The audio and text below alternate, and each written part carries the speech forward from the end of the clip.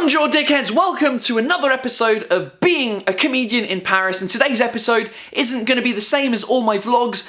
Today I'm going to make a special episode because I want to answer one question that I get asked all the time by French people is, "Mais Paul, why do you live in Paris? Which is better, Paris or London? London or Paris? Which one is better?" I've lived in both. I just came back from London yesterday, at home in Paris today, so I wanted to compare both from my point of view and tell you why I decided to live in Paris. So let's do it! Alright, so number one, the welcome. When you arrive in London from Paris, you arrive in London at St. Pancras International, and wow, what a station! What an incredibly beautiful train station. It's clean, it doesn't smell, it's modern, there's shops, there's restaurants, there's nice places to go. It's just a nice welcome. You arrive into London, you go, okay, cool, I'm set up for my trip. It's a good trip. Whereas if you arrive in Paris from London, you arrive at Gare du Nord, right? AKA Kabul. It's a nightmare. The place is terrible. It's a state. They're renovating it right now, which is good. Thank God, after so many years of being horrible, they're now renovating it. But you show up, there's armed security guards, there's people with one arm trying to steal all your stuff. So it's not the best welcome into Paris, if I'm honest. Paris, you've got Belgian people, you've got Dutch people, you've got English people arriving. I know you don't like us. I know that you don't like Belgian, Dutch, or English people, but there's millions of people traveling to your station. Do something with the station. Make it a little bit more welcoming, please. Secondly, you've got to get around the city somehow. You've got to travel around, so I'm going to talk about some of the public transports. So the subway, the buses, and the taxis in both cities. Let's start with the taxis, all right? London taxis, there's no comparison. You can't compare the taxis in London and in Paris. It's night and day. The London taxis are just far superior. They're at a different level. The London taxis are an iconic thing. Basically, you walk into a London taxi, you feel like you're in a film, first of all. Secondly, there's a load of space. The London taxis are huge. You can fit 5 people in there. You're lucky if you can fit 3 in a Paris taxi, because if you try and get in and sit next to the taxi guy, he'll probably slap you with his wet baguette. London taxis as well, they're big, spacious, and they're good for wheelchair users. If you're in a wheelchair, London taxis, they're incredible. Also, the taxi drivers themselves are super friendly in London, and they know everything about the city. They're better than any GPS, because they take an exam called the Knowledge, where they have to learn the whole of London off by heart. Even when there's works on the streets, they know the quicker way. They're incredibly friendly. The taxi drivers in Paris, hey, you show up to a taxi in Paris, the light's green, he's available, and you go, "Excuse me, I'd like to go to the Eiffel Tower, please." And the guy just goes, "Nah." What do you mean, no? You're a taxi. Your job is to take me from A to B. That's why you exist as a business, is to serve customers that want to go from A to B. You don't get to decide where A to B is, because if you did get to decide, that's just you owning a car. So, shut up and take me where I want to go. Number 2, the buses. The buses, compared to both cities, again, the buses in London, there's no comparison. The buses in London, very iconic as well. The new ones especially are really cool, really nice looking. They're also hybrid, so they're economically friendly, and the buses, they're incredible. They go everywhere all the time, and again, the bus drivers are friendly. You walk on, there's a ton of space. You can even sit upstairs, see the whole of London as you go along. The design is cool, everything is amazing, and if you get drunk at night and it's late, you've got night buses that take you almost everywhere as well, 24 hours in London. The buses in Paris, the buses in Paris, they're okay, they're fine, they're just buses. The only thing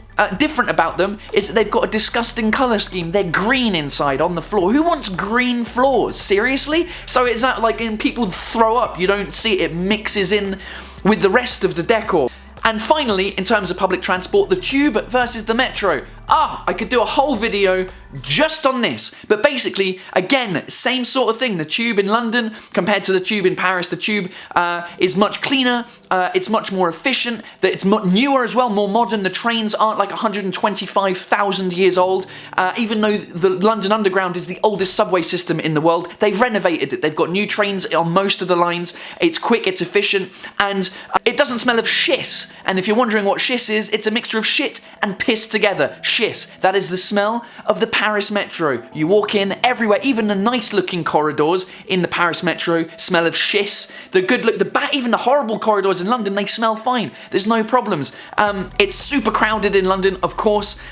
So that's one of the downsides. But I think the thing that, for me, makes the Underground much better and the London transport system much better than Paris is the way that you pay. The way that you can pay in London and in Paris is two different things. In London, you've got an Oyster card. The Oyster card in Paris, you've got the Pass Navigo, right? The Pass Navigo is good if you live in Paris. If you live in Paris, it's great because you can get a weekly, a monthly, or a yearly ticket. However, if you get like a monthly ticket, it has to start on the first of the month. So you have your little pass, your little wireless contactless pass, you have to top it up on the first of the month. Even if you've missed half of the month, right, you still have to do it on the first. So the queues are a mile long at the machines. I don't know why they can't just do it like in London, where if you start on the 15th of the month, it's 30 days from the 15th. That's the way it is. Also, the Oyster card system is much better for tourists. If you're a tourist in Paris, you still have to buy the tickets, the fucking paper tickets, right?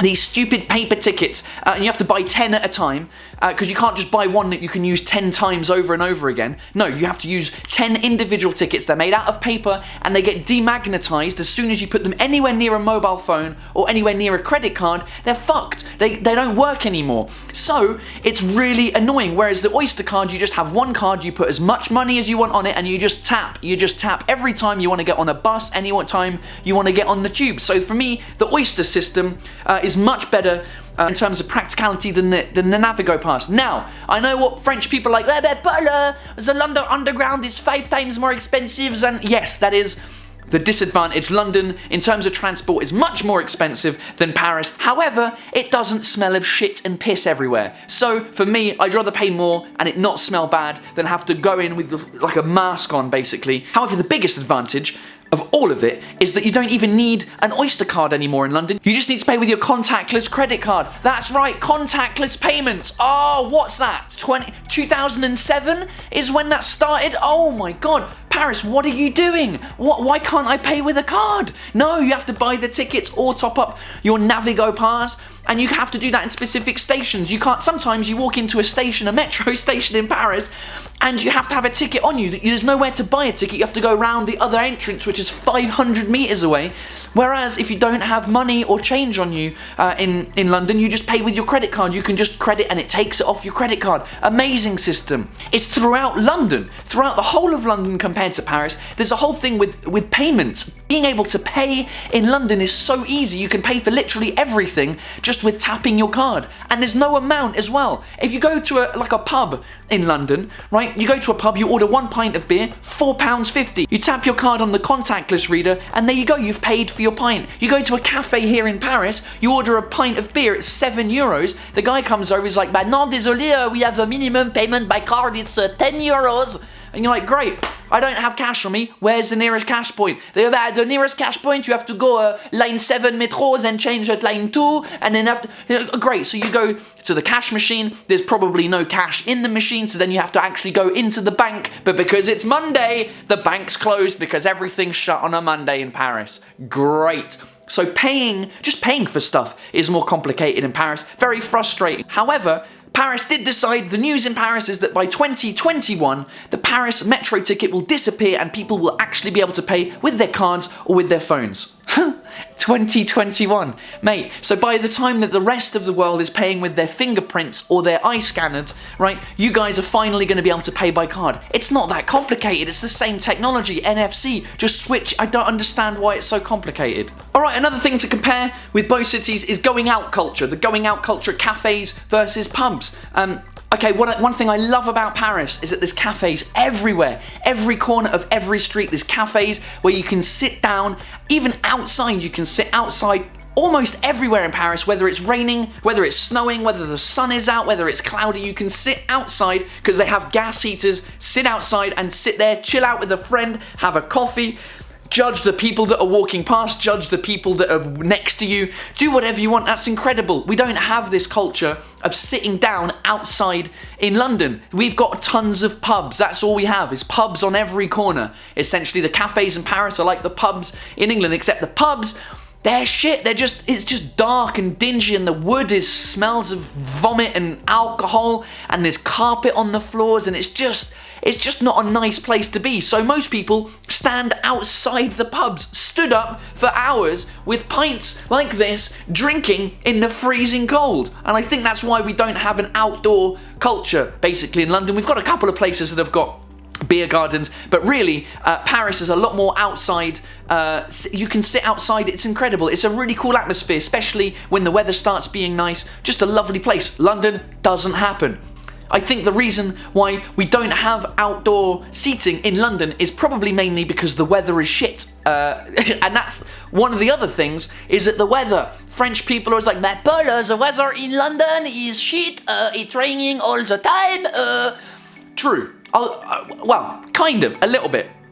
I'll be honest, the weather in both cities is pretty terrible. They're equally terrible in terms of weather. However, London's a little bit worse, but technically, London actually has less rain per amount than Paris does. It rains more in Paris than it does in London. However, in London, it's just like cat piss the whole year. So it rains all the time, less quantity. In Paris, when it rains, it actually rains. But also, the thing that's depressing about London is the fact that when it's cloudy, the clouds are really low in London. I don't know why, what the reason is, but the clouds really low, so you've got a low ceiling, so it feels more claustrophobic. At least when it's grey in Paris, the clouds are quite high, so it doesn't feel as depressing. But for some reason, even when it's grey in Paris, it looks beautiful. And that brings me on to the next point that I wanted to talk about, is the aesthetics. How the visual of the city, how beautiful each city is. And for me, there's no competition here. Paris is a much more beautiful city visually than London. The architecture is just outstanding.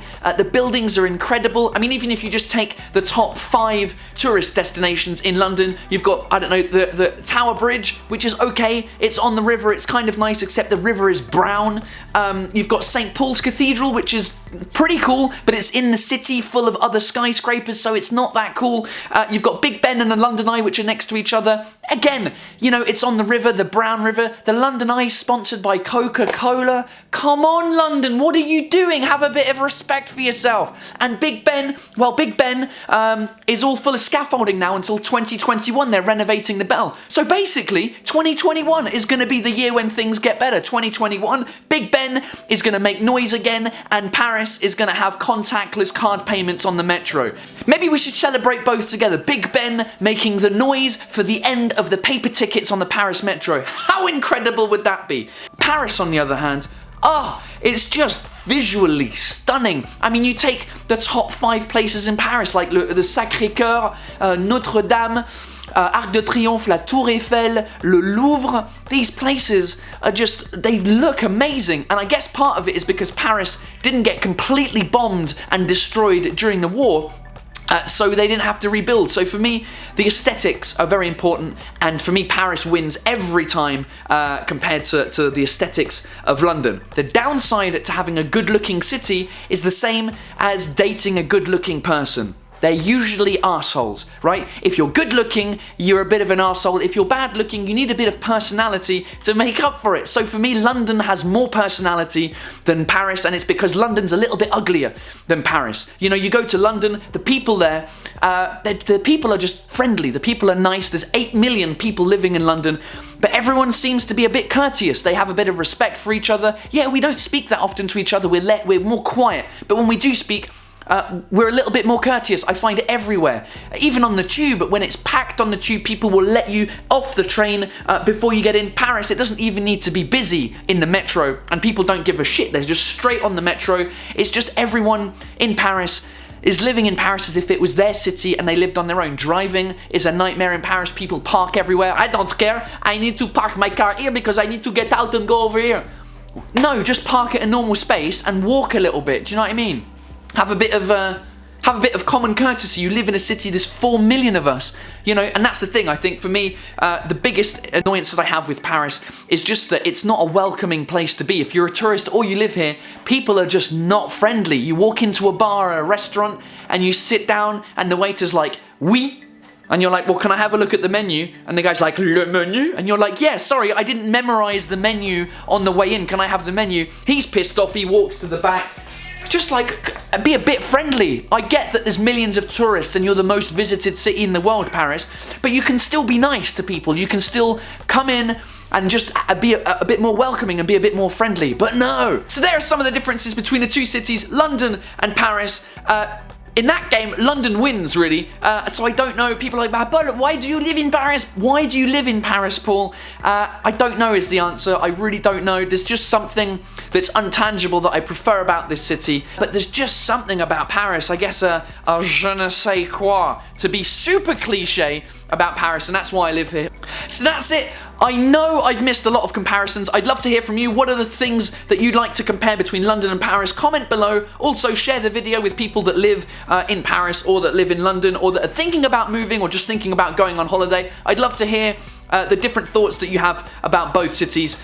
They were just my personal thoughts, obviously, so I want to hear what you've got to say. Anyway, I hope you enjoyed this episode of Being a Comedian in Paris. Thank you for watching, thank you for subscribing, thank you for liking, and thank you for commenting. That's it for now. I'll see you tomorrow at 7 AM again for another episode of the usual vlog. Alright, bisous, bye!